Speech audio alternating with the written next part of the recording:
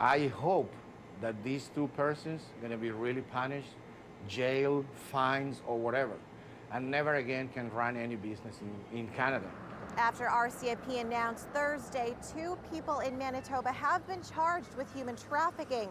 Community leaders are saying changes need to be made to make sure immigrant workers stop facing conditions that equate to modern-day slavery.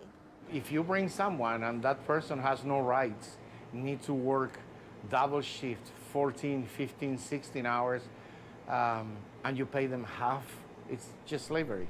Alfonso Mori, owner of La Pampa Empanadas gourmet restaurant and an immigrant from Argentina, says he was shocked to hear workers from India who were working extremely long hours for far less than minimum wage at Portage La Prairie's Howard Johnson Hotel were allegedly lured to Canada under a labor market impact assessment, LMIA, for foreign workers to come work in the country. RCMP say the investigation began in February when 2 female victims came forward, and during the next 5 months, another 2 were identified. The charges laid against 2 hotel owners have not yet been proven in court. You don't bring immigrants or LMIA people because they are cheap. You bring them because they are qualified to do the job that nobody else can do here. Mori has hired LMIA workers before and says there needs to be a change in how governments ensure workers are being cared for. So when this happens, it's against every kind of development and honest action of an owner of a business just to bring people from outside.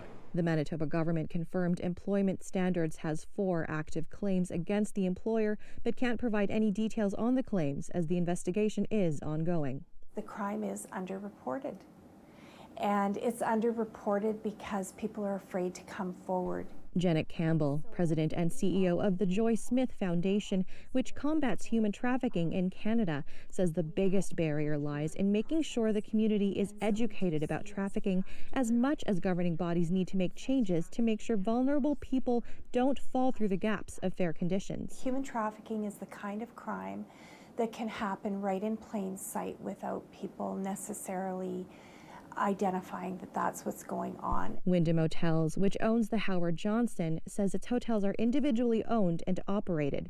City News reached out to the hotel directly. However, we were hung up on during 2 separate calls. In Winnipeg, Joanne Roberts, City News.